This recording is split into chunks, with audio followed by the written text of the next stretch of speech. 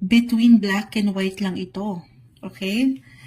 Siyempre papaangatin, magpo-focus tayo doon sa mas merong kaliwanagan.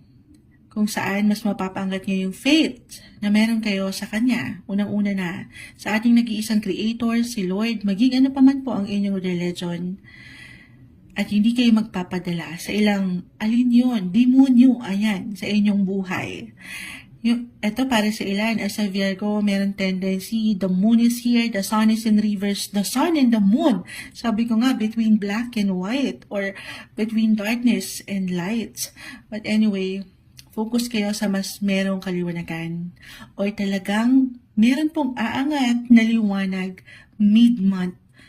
Virgo, madja-judge kayo. Charot. Hindi. Judgment kasi ay narito.